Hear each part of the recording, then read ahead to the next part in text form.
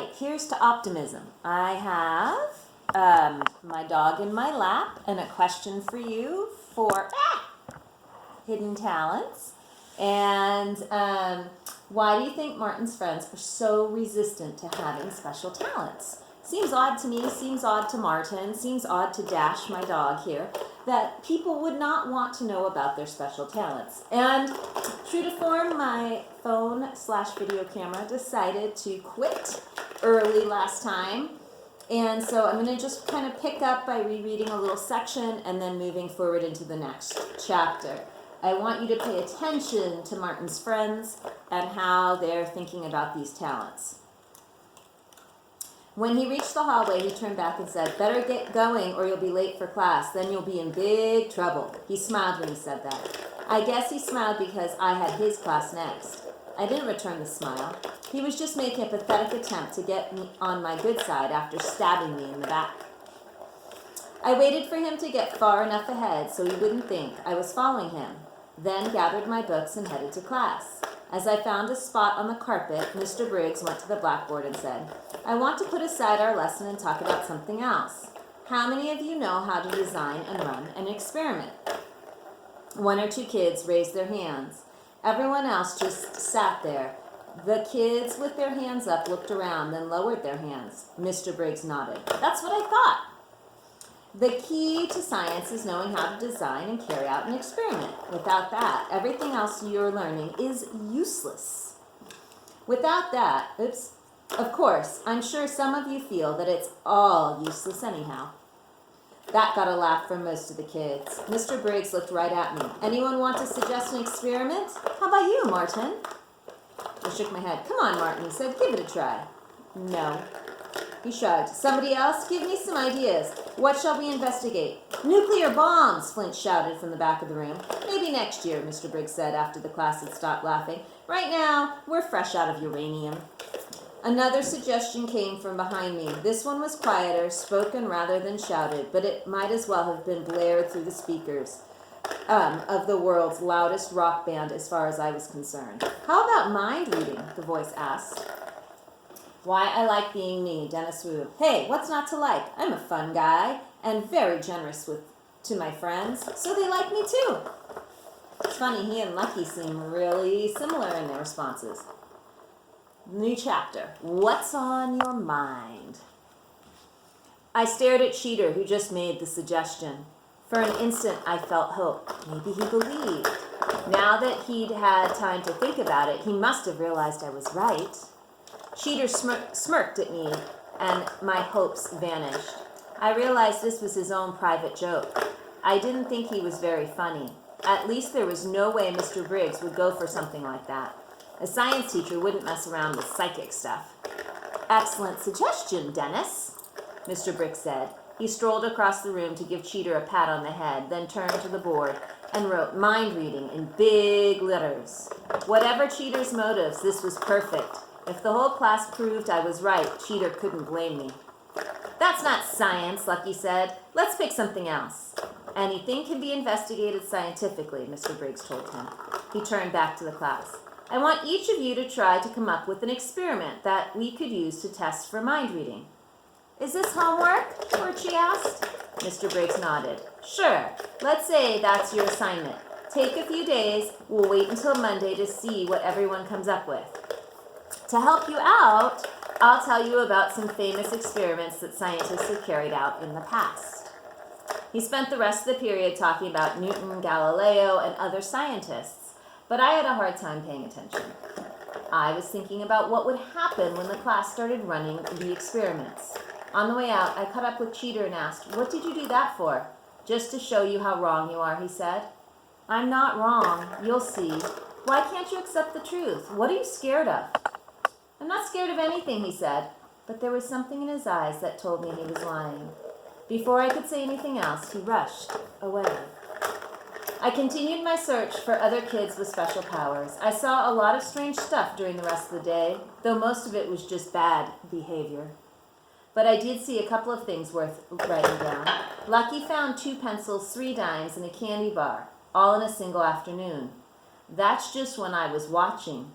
Who knows what else he found? He never acted surprised. It seemed like he just knew where stuff was. By the end of the day, I had a list of 7 more kids who might have some kind of psychic powers. By Friday, the list had grown to over 24. I had plenty of time to study my notes on Friday evening. Torchy had skipped into town with his friends. He hadn't said a word when he left the room. I couldn't understand them. If someone told me I had special abilities, I'd be thrilled.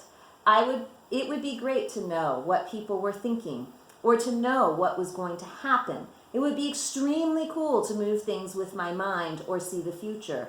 But there was no point daydreaming about it. I didn't have any special talents, except maybe the power to get my teachers so angry they strap me to a chair and shock me or slam my head against a wall. I'm sure Dad would have approved of that form of education. At least I'd finish my week of detention without further pain.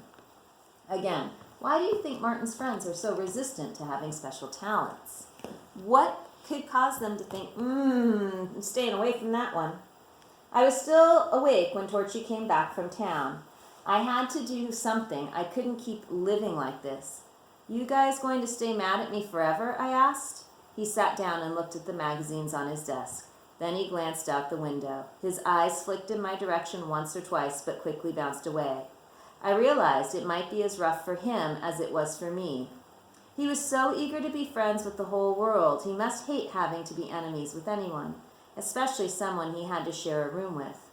We aren't mad, he finally mumbled. Yeah, y'are. Torchy shrugged and studied his picture of Mars. Well, maybe a little. Look, don't expect me to start begging. He stared down at his sneakers. Maybe if you knocked off all that crazy stuff about mind reading.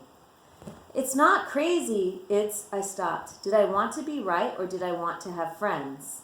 It didn't seem fair that I'd have to choose, but that's the way it had worked out. I couldn't look somewhere else for friends. I was stuck at Edgeview, stuck here for good now, thanks to Mr. Briggs and the other teachers. Was it really that important to prove I was right? Can we just forget the whole thing, I asked. I wouldn't say another word until the experiment proved I was right.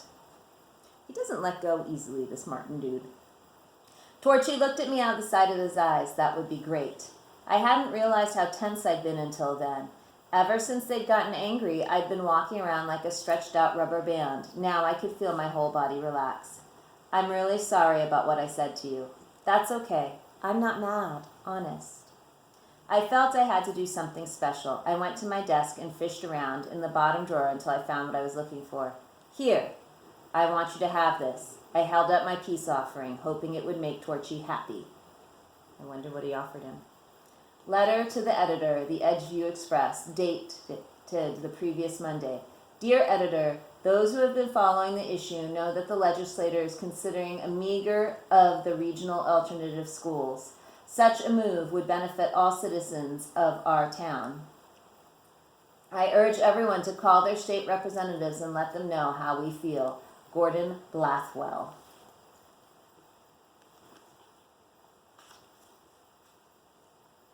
Pick a card, any card.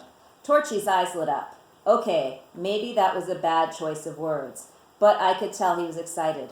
Wow, a harmonica, he said, taking the gift. I've always wanted one. You sure? Yeah, I'm sure. My sister gave it to me last April for my birthday. I think it was her idea of a joke.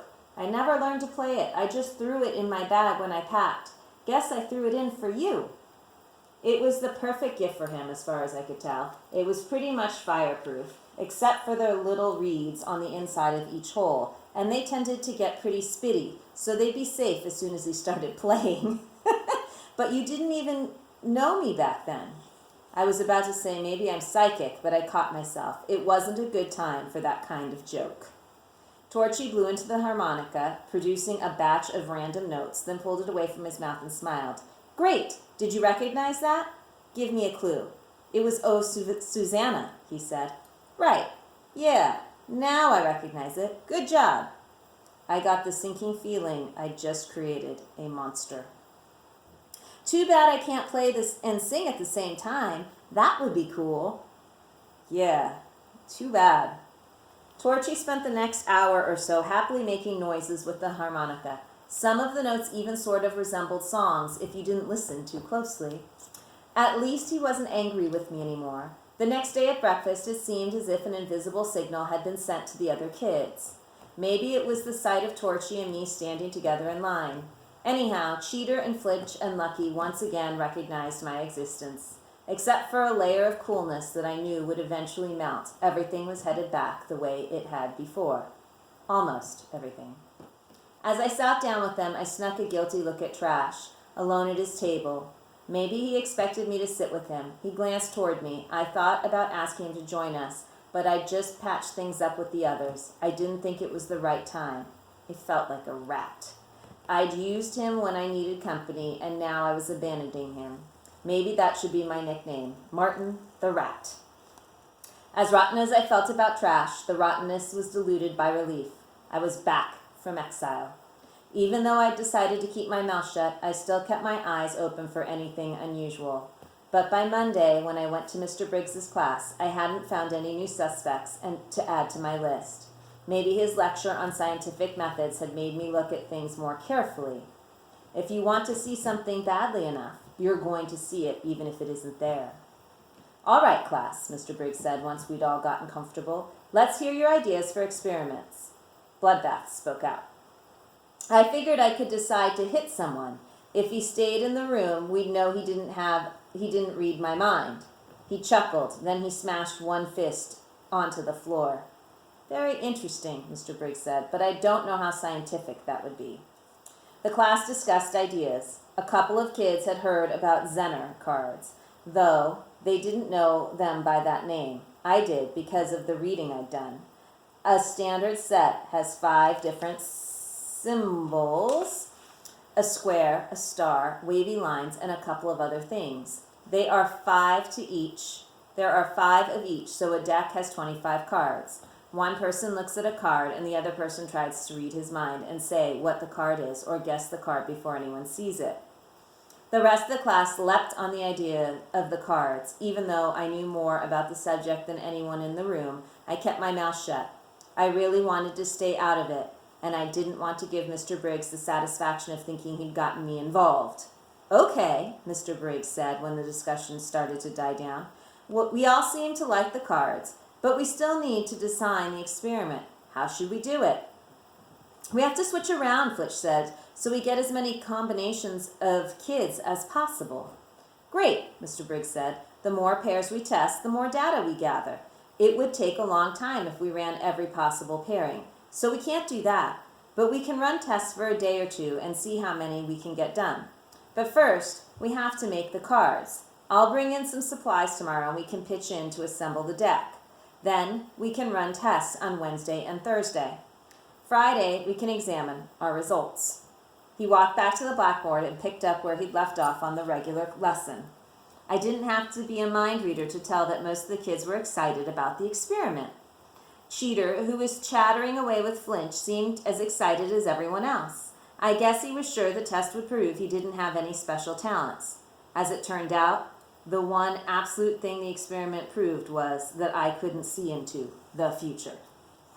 Woohoo. More foreshadowing. I wonder what's going to happen. And with that, boys and girls, here's a picture of the card set that they were talking about, the Zener cards. And Dash and I would like to wish you a happy day, afternoon, or what have you. And we'll catch you up on the next set of chapters next time.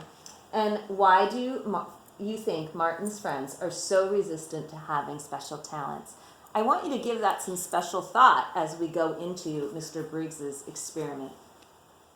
I'm also going to leave you with the thought that I think Briggs's name is symbolic of something. Look up what Briggs means in psychology. I think it's connected, but I could be wrong. All right, guys and girls, take care. Bye-bye.